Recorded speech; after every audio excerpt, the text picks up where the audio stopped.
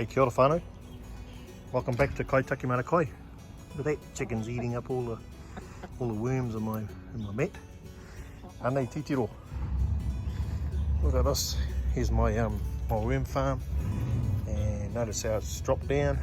I've just got some food waste chucking in there, basically giving it some kai to feed on. But look at all that titiro. In here, they're just eating it up, and the further I go down in here, down in this bit here, look at that, worm castings. That's their poop. That stuff is like gold to the mara, and we'll be putting that into the soil or into my plantings. But it's just, you know, so if I look over here, it's about that deep. So all this is worm castings inside this bath that we've been doing over the year, and they are just breaking it down like, man, look at that. I am so stoked. Come on, whānau. Anei te mea pai mo te one mo te mara. There's a mauri in here, and when it's returned back to the soil, you know, like the mara over there and the mara over here, what I'm going to be doing is putting a handful of worm castings into my seedlings, and to plant them off, just like I've done here with this lot. I'll put in some blood and bone, some calcium, and now some worm castings. We're just about ready to plant out over this side here, or our potato. So that'll be from there through to the fences, and then this will just go out towards that door. That's going to be our mara mō ngā riwai, me ngā pereperu, me te kumara pia. We have tupu enough, but mainly because I haven't planted in there, so I'm going to use potatoes to help bring all that up. But yeah, I'm just doing a bit of mahi in the worm farm, and I just wanted to have a look and have a nosy at what the worms are doing. Look at those tiger worms. Titiro. Look at that. Look at them all. They just munch away. And so, if you followed the story here, we started with 1 kilogram of worms from Worms For Us, and then we got some materials from them, which was coconut husk, the brown stuff, broke that up, laid the worms into it, and then pretty much just followed a food regime of like lasagna, carbon and green waste.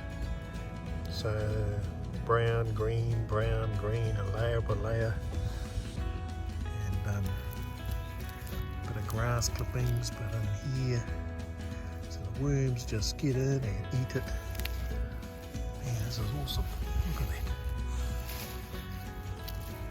Look at all that beautiful, rich, dark colour down in here. Worms galore. They're just eating it away, doing their thing.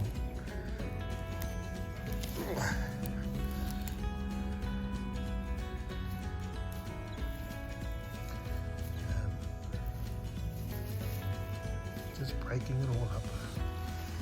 Get it under here. Coffee grinds.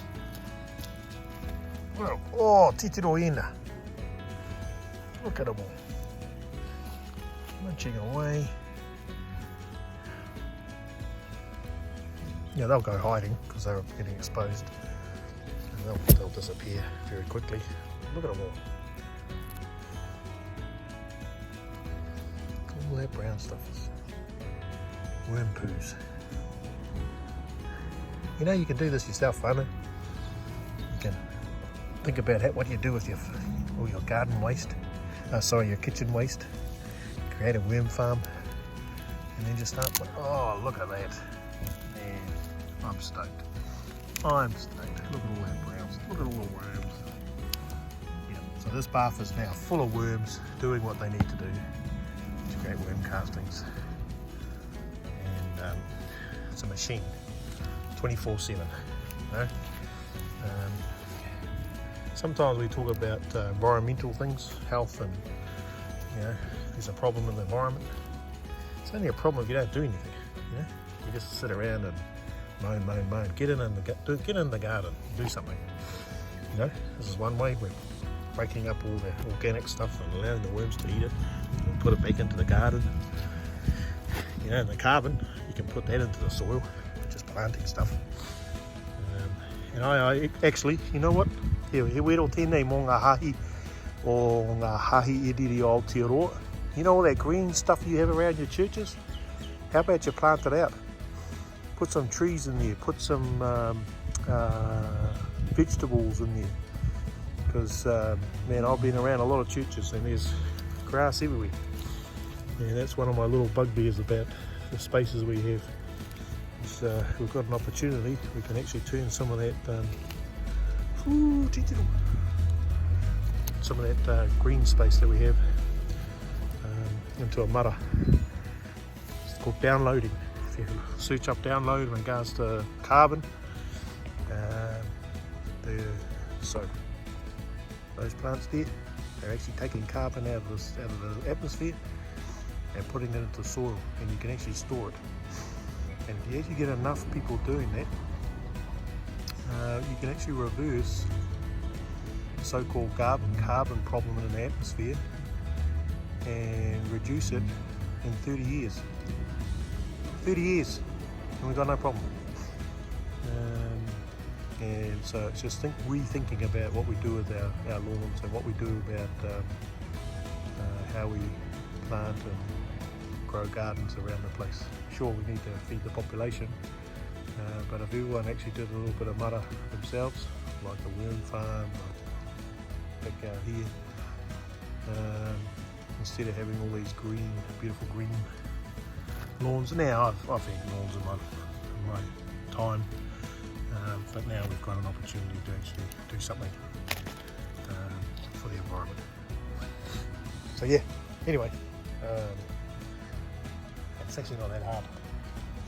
That's what I'm doing here in just the vents, the backyard, and we're slowly turning it into gardens. We're going to get some raised beds over here, doing the edges, so we had tomatoes on that side. You would have seen earlier this year, this was all grassed out. We had some gardens along the fence line there, just slowly bringing it out, cropping it out,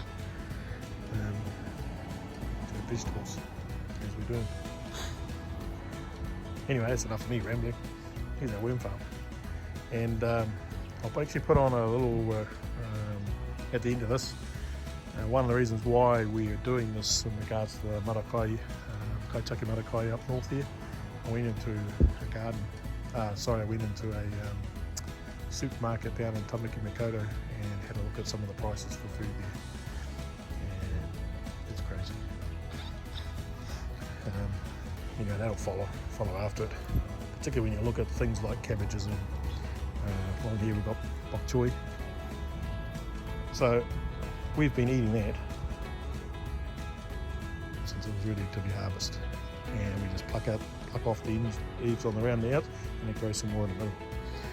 I cut one out that was here, took it down to the whānau down in Auckland.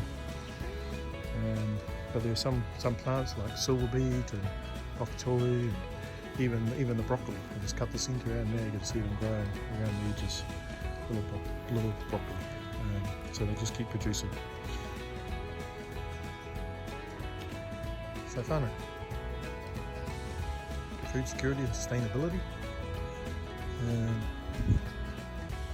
Yeah, it's awesome. And then you start thinking about the soil health, putting the mauri back into it. This is where you get your fertiliser. So now this farm is producing fertiliser, so I've done fertilising today, and we're getting worm castings. So let's put in our vegetable waste that we get out of the kitchen. So we're having a roast tonight, and yeah, just adding it in, layer upon layer, get them even. And at the moment, because it's not too hot, I don't have to worry about the soil temperature in the worm farm here. All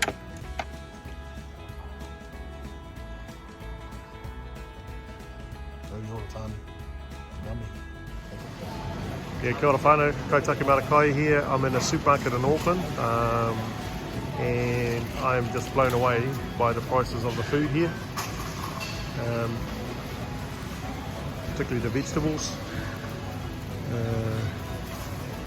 Come have a look at this. Here's bok choy. So we grow these in our garden, and look at that. For that.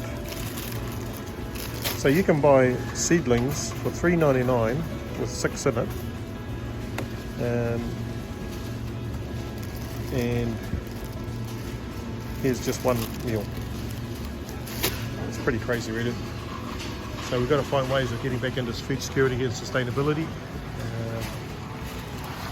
You know, the trade and the supply chain of kai, the likes of Tamaki Makaurau, although it needs to happen, whānau, you are dependent on someone else for your kai. And so we need to find ways of building food security and sustainability where you not only can tap into this, but you can also have other means of drawing in food for yourselves that is healthy, possibly organic. But you know, it looks lovely, top of the line. Yeah, you know, you don't have to eat the top of the line. There are other ways of going about it. Organic food supplies, but that's the cycle we're trapped in. Okay, take on up. Yeah, whānau, so that video was a supermarket in Auckland, and it's one of the cheaper ones too. It's not expensive, but well, relatively it's not an expensive supermarket, but you know, I grew up where we did have a garden for a little bit in my upbringing, but it wasn't a long-term process.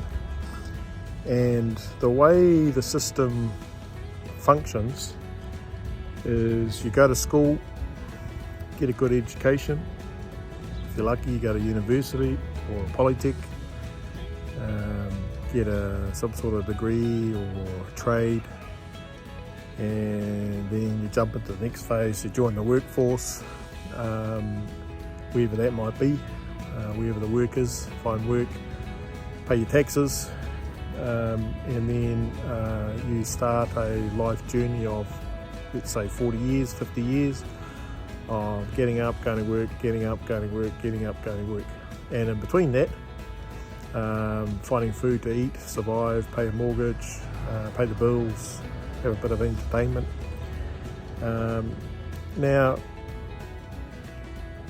where's the life in that? And in particular, where do you find security and sustainability